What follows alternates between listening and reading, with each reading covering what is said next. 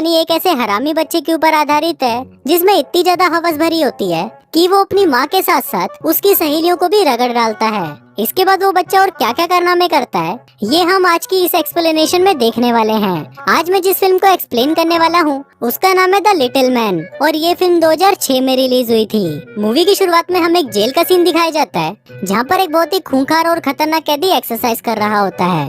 अब वो कैदी इतना ज्यादा खतरनाक होता है कि उसके डर से जेल के बाकी सभी कैदियों की पैंट गीली हो जाती है। फिर थोड़ी देर बाद वहाँ पर कुछ पुलिस ऑफिसर्स आते हैं और उसे बोलते हैं कि अब तुम्हारे इस जेल से निकलने का टाइम आ गया है। फिर इसके बाद उस कैदी को जेल से रिहा कर दिया जाता है और हम देखते हैं कि वो खूंखार कैदी सिर्फ 1.5 फुट का है और उसका नाम छोटा छतरी है। फिर कुछ देर बाद वहाँ उसे लेने उसका दोस्त काला कांडी आता है और वो दोनों कार में बैठकर घर जाने लगते हैं।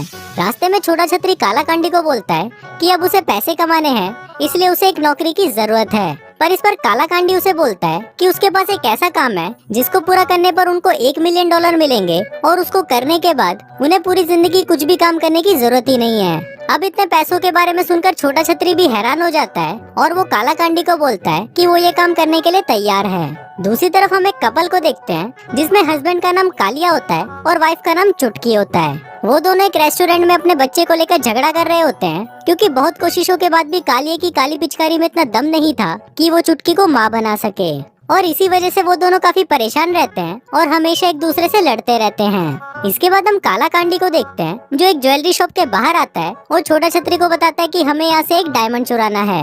अभी सुनकर छोटा छतरी उसे एक जोरदार चमाट मारता है और बोलता है कि साले चूतिए, अभी तो मैं जेल से बाहर निकला हूँ और तू मुझसे फिर से जेल भेजने वाले काम करवा रहा है। पर काला कांडी के बहुत कन्विंस करने पर छोटा छतरी मान जाता है और फिर वो दोनों उस ज्वेलरी शॉप के अंदर चले जाते हैं। वहाँ काला कांडी अपने साथ एक बैग लेकर आता है जिसके अंदर उसने छोटा छतरी को छुपा रखा था। इसके बाद काला कांडी शॉप के मैनेजर के पास जाता है और उसे अपनी बातों में फंसा लेता है। वहीं दूसरी तरफ छोटा छतरी किसी तरह उस डायमंड के पास पहुंच जाता है और उसकी टेबल के नीचे से छेद करके उस डायमंड को चुरा लेता है। इसके बाद जब वो दोनों पतली गली पकड़कर वहाँ से निकल ही रहे होते हैं तभी वहाँ पर एक बूढ़ी औरत बोलती है कि उसका कुत्ता चोरी हो गया है। तभी हम देखते हैं कि छोटा छतरी ने डायमंड के साथ साथ उस बुढ़िया के कुत्ते को भी चुरा लिया था। अब वो दोनों बाहर निकल ही रहे होते हैं कि तभी वो कुत्ता भौंकने लगता है और उस कुत्ते की आवाज सुनकर बुढ़िया चिल्लाने लगती है और बोलती है कि इस हरामखोर ने ही मेरा कुत्ता चुराया है। इधर शॉप के मैनेजर को भी पता चल जाता है कि उनका डायमंड चोरी हो गया है इसलिए वो वहाँ पर पुलिस बुला लेती है। तभी काला कांडी और छोटा छतरी भागकर अपनी कार में बैठते हैं और उस कुत्ते को वहीं फेंक कर वहाँ से भाग जाते हैं। पर कुछ ही दूर जाने पर उनकी कार खराब हो जाती है इसलिए वो कार को वहीं छोड़कर पैदल ही वहाँ से भागने लगते हैं। वहीं पुलिस बुढ़िया से पूछताछ करती है कि वो चोर कैसा दिखता था तो बुढ़िया बताती है कि वो चोर बिल्कुल डामर की तरह काला था। इसके बाद हम काला कांडी और छोटा छतरी को देखते हैं जो भागते हुए एक शॉपिंग कॉम्प्लेक्स में घुस जाते हैं। वहीं कालिया और चुटकी भी शॉपिंग कर रहे थे और उनको देखते ही छोटा छतरी भागकर उनके पास जाता है और उस डायमंड को पुलिस से बचाने के लिए वो उसे चुटकी के बैग में डाल देता है। इसके बाद हम चुटकी और कालिया को देखते हैं जो अपने घर वापस आ जाते हैं और वहाँ पर उनके पीछे पीछे काला कांडी और छोटा छतरी भी पहुँच जाते हैं। अब वो दोनों वहाँ पर प्लान बनाने लगते हैं कि किसी भी तरह उन्हें वो डायमंड हासिल करना ही है। तभी काला कांडी को एक आइडिया आता है और वो छोटा छतरी को एक बच्चा बनकर उनके बीच में जाने को बोलता है ताकि मौका मिलने पर वो उस डायमंड को वहाँ से वापस ला सके। पर छोटा छतरी को ये आइडिया पसंद नहीं आता और वो काला कांडी को मना कर देता है। पर तभी अगले ही सीन में हम देखते हैं कि काला कांडी छोटा छतरी को जैसे तैसे करके कन्विंस कर लेता है और उसे एक टोकरी में डालकर उसको कालिया और चुटकी के घर के बाहर रख देता है। फिर थोड़ी देर बाद जब कालिया घर से बाहर आता है तो वो छोटा छतरी को देखकर बहुत इमोशनल हो जाता है और सोचता है कि कोई हरामखोर इतने प्यारे बच्चे को हमारे घर के बाहर छोड़कर चला गया। इसके बाद वो छोटा छतरी को उठाकर अपने घर के अंदर ले जाता है और चुटकी के साथ मिलकर उसका डायपर चेंज करने लगता है। लेकिन तभी वो सभी छोटा छतरी की छतरी को देखकर हैरान हो जाते हैं क्योंकि उसकी छतरी बहुत ही ज्यादा बड़ी थी। अब उन लोगों को समझ नहीं आ रहा था कि इस बच्चे का क्या करें इसलिए चुटकी चाइल्ड केयर वालों को कॉल करती है ताकि वो लोग आकर इसे यहाँ से ले जाएं। लेकिन चाइल्ड केयर वालों की आज छुट्टी थी इसलिए उसे वहाँ से कोई भी जवाब नहीं मिलता। तभी चुटकी के फादर उसे बोलते हैं कि इसे जहाँ से उठाया है वहीं हम इसे वापस रख देते हैं। पर क्योंकि चुटकी उस बच्चे को लावारिस नहीं छोड़ना चाहती थी इसलिए वो सीधा पुलिस को फोन करने लगती है। पर तभी पुलिस का नाम सुनते ही छोटा छतरी की फटकर 64 हो जाती है और वो जोर जोर से रोने लगता है क्योंकि अगर पुलिस वहाँ पर आ गई तो वो उसे पहचान लेगी और उठाकर वापस जेल में डाल देगी।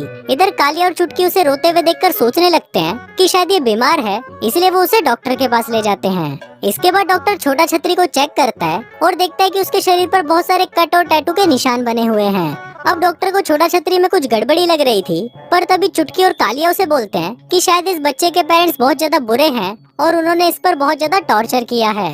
अब जब वो लोग ये सभी बातें कर ही रहे होते हैं, तभी छोटा छतरी चुटकी के बैग को उठाकर वहाँ से भागने लगता है, लेकिन बाहर आते ही उसे एक पुलिस ऑफिसर पकड़ लेता है और उसे बच्चा समझकर वापस चुटकी और कालिया के पास ले जाता है।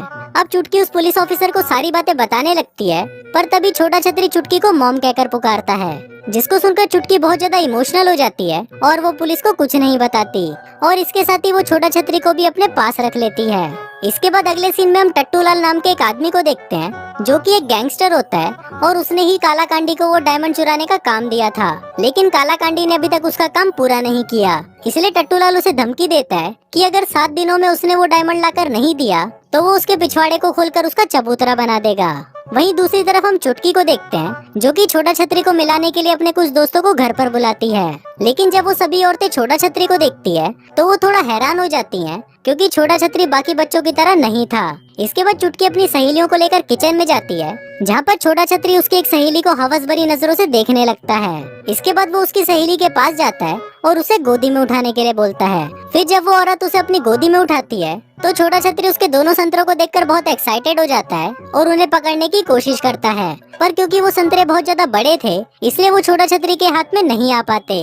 दूसरी तरफ चुटकी को लगता है कि शायद इसे भूख लगी है और वो दूध पीना चाहता है, इसलिए चुटकी अपनी एक सहेली को उसे माँ का दूध पिलाने के लिए बोलती है। अब तो छोटा छतरी की चांदी हो गई थी और वो दबा दबा कर दोनों संतरों को निचोड़ डालता है। फिर कुछ देर मस्ती करने के बाद जब वो सभी लोग वहाँ से जा रहे होते हैं तो वो एक एक करके छोटा छतरी को किस करने लगते हैं, लेकिन छोटा छतरी ये मौका भी नहीं छोड़ता और वो इमरान हाशमी की तरह उनके होठों को पूरी तरह चूस डालता है।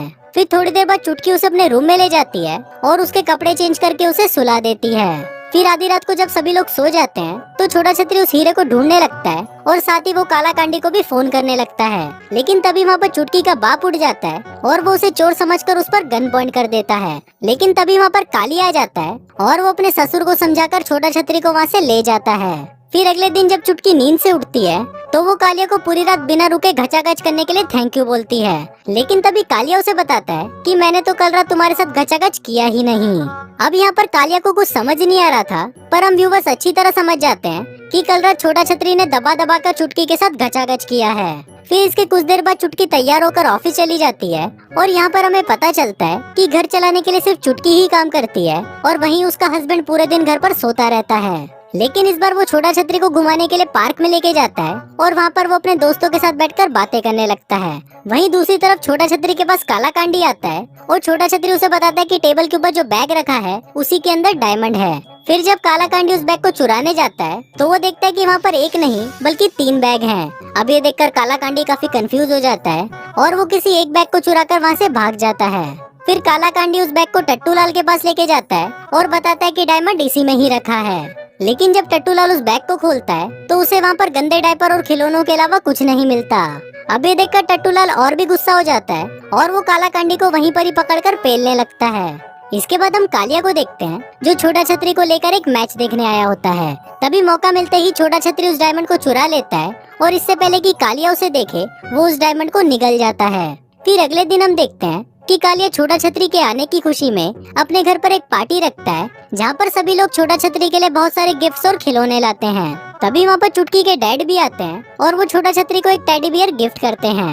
वहीं दूसरी तरफ हम टट्टूलाल को देखते हैं, जो छोटा छतरी के घर के बाहर उस पर नजर रख रहा होता है। वहीं डायमंड निकलने की वजह से छोटा छतरी के पेट में बहुत दर्द हो रहा था, इसलिए वो दर्द कम करने के लिए कैस्टर ऑयल पी लेता है, लेकिन इससे उसका दर्द कम नहीं होता बल्कि और भी ज्यादा बढ़ जाता है। तभी सीन यही शिफ्ट होता है और हम देखते हैं कि अगले दिन चुटकी को छोटा छतरी के डायपर में वही डायमंड मिलता है, जिसको पाकर वो बहुत ज्यादा खुश होती है। उसे लगता है कि शायद ये डायमंड कालिया ने उसे गिफ्ट दिया है, इसलिए वो उसे इम्प्रेस होकर उसके साथ रात को डेट पर चली जाती है। अब घर पे सिर्फ बूढ़ा आदमी और छोटा छतरी अकेले थे और तभी हम देखते हैं कि वो बूढ़ा आदमी छोटा छतरी को उठाकर नीचे फेंक देता है और बोलता है कि मैं तेरे बारे में सब कुछ जान चुका हूँ। दरअसल उस बूढ़े ने टीवी में देख लिया था कि छोटा छतरी एक चोर है और वो दिखने में बिल्कुल बच्चे की तरह है। फिर कुछ देर बाद वहाँ पर चुटकी और कालिया भी आ जाते हैं और वो बूढ़े को छोटा छतरी को मारते हुए देख लेते हैं। अब चुटकी को लगता है कि शायद उसका बाप पागल हो गया है, इसलिए वो अपने बाप को मेंटल हॉस्पिटल भेज देती है। वहीं कालिया जब उस टेडी बियर को देख रहा होता है तो उसे उसमें से एक कैमरा मिलता है, जिसको चुटकी के बाप ने छोटा छतरी पर नजर रखने के लिए लगाया था। फिर उस कैमरे की फुटेज देखने के बाद कालिया को भी पता चल जाता है कि छोटा छतरी कोई बच्चा नहीं है, जिसके बाद वो उसे घर में ढूंढने लगता है। लेकिन तभी हम देखते हैं कि छोटा छतरी काला कांडी के साथ वो डायमंड लेकर वहाँ से निकल चुका है।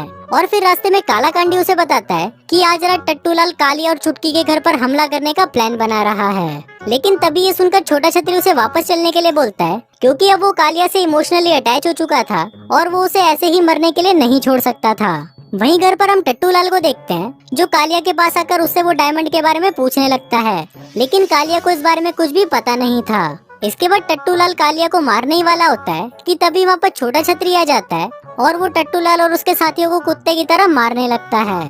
फिर कुछ देर बाद वहाँ पर पुलिस भी आ जाती है और वो टट्टूलाल और उसके साथियों को वहाँ से ले जाती है। फिर फिल्म के लास्ट सीन में हम देखते हैं कि छोटा छतरी वो घर छोड़कर जा रहा होता है, लेकिन तभी कालिया उसे जाने से रोक लेता है और अपने साथ ही रहने के लिए बोलता है। फिर इसके कुछ दिनों बाद हम देखते हैं कि चुटकी को एक लड़का होता है जो दिखने में बिल्कुल छोटा छतरी की तरह था। और इसी के साथ ही ये फिल्म यहीं खत्म हो जाती है।